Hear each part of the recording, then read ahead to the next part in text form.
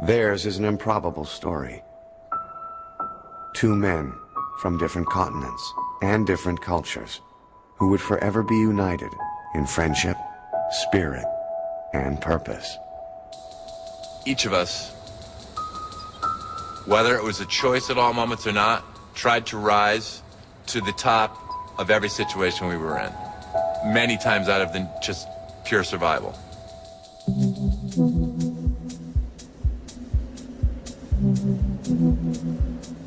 In the fall of 1985, 22-year-old Jim McLaren was a 6'5", 300-pound Yale All-American athlete and aspiring actor.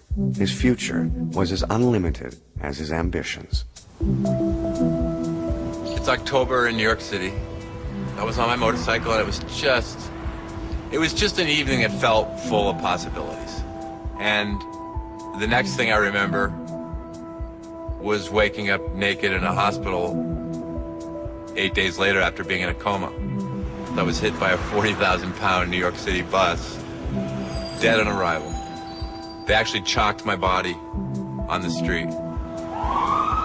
After all the internal injuries and all that happened, ultimately all that really happened was I was missing my left leg below my knee.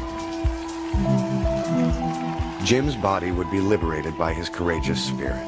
After transforming his muscular build into the lean frame of a long-distance runner, he became the fastest one-legged endurance athlete on the planet, breaking the marathon world record in 3 hours and 16 minutes and setting the world record in the Ironman triathlon.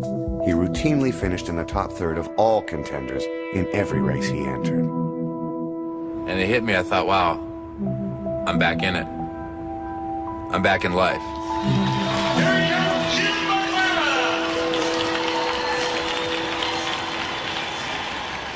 Got onto my bike and a couple of miles into the bike ride on a closed course, and I see the grill of a black van coming directly into me. And, you know, the whole world slows. He struck my back wheel, and I was thrown from my bicycle and went headfirst into a signpost and broke my neck. And then I got to the hospital, and a doctor said, "You're a quadriplegic, and you're never going to move or feel from the chest down for the rest of your life."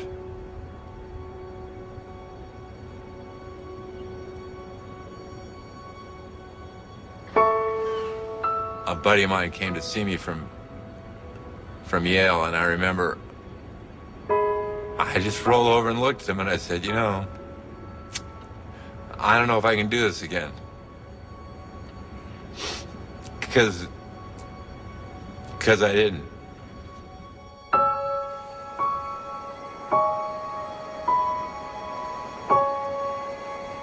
Jim McLaren was faced with a choice: to lose himself to his body or learn to live beyond it. What he couldn't know was that decision would affect the life of a boy who would one day change a nation. I believe that right now, people or disabled people in Ghana, they don't have their freedom. When Emmanuel Ofoso-Yeboah was born without a tibia in his right leg, his mother Comfort was advised to kill him. In Ghana, a disabled baby is considered a curse and is either poisoned or left in the forest to die. The lucky ones are hidden away until they can make their way to the streets, where they'll spend the rest of their lives begging. Comfort Yeboah made a choice. She would keep her son alive and teach him to transcend all limitations. Every day she carried her son 3 miles to and from school. There, Emmanuel was ostracized, and when he was turned away from the soccer team, he stood his ground. Earning $1 a day shining shoes, he bought his own ball and offered it to his classmates on one condition: they had to include him on the team. He never lets no get in the way. He never lets anybody define his limits.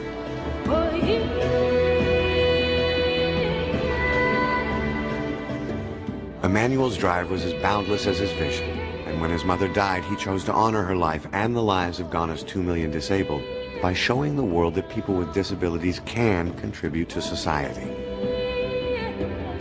He took his mission to the streets by first writing a letter to the Challenged Athletes Foundation asking for a bike. The organization was founded for Jim McLaren.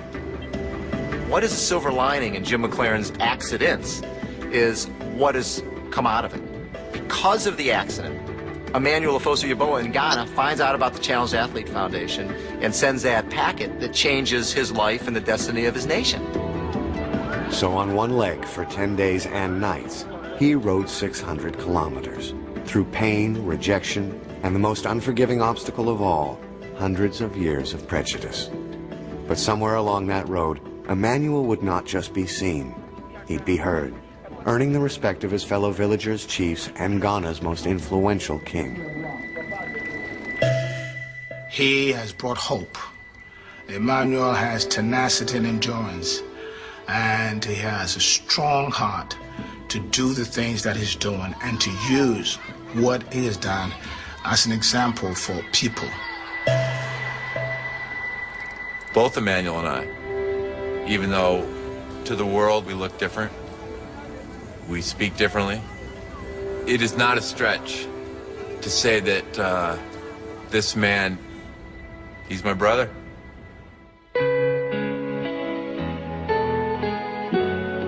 I read about Jim and I said, wow, I have to meet this guy, and this guy is one of my biggest inspiration. From my so-called tragedy, this gift comes from all the way across the Atlantic. I don't think it's too way out there to say maybe I was supposed to break my neck. Jim McLaren was told he'd never move again. His doctors only considered the severity of Jim's injuries, not the strength of his will.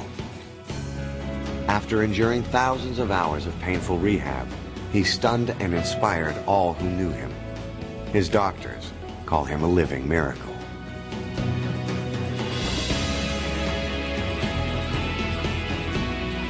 The same foundation created for Jim is now helping Emmanuel take some powerful steps of his own.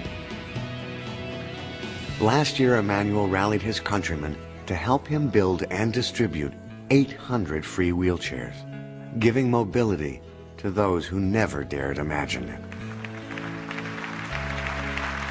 Today, he is planning construction of a sports academy, one that welcomes all but employs only the disabled.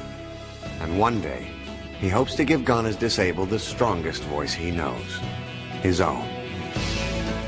I want to run as a member of parliament in Ghana. 10 years time, I believe that I won't see any disabled person in the street begging. I believe that 10 years time, through me, Ghana will change. Jim McLaren and Emmanuel Ofosu-Yeboah had hard choices to make and a hard road to follow, but they realized early on that there was only one route for them. I believe that I get my strength from my mother. And I think if my mother looked down from heaven, she will be very proud of me. And that makes me feel happy in my life. I found my strength by saying and believing I am not my body. I am a man. I'm alive. As alive as anybody who's jamming a basketball or scoring a touchdown or, you know, hugging their child. Being alive is being alive. It's a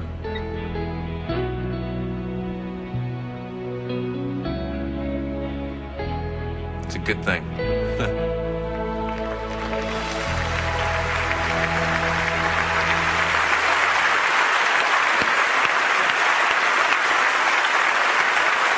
Ladies and gentlemen,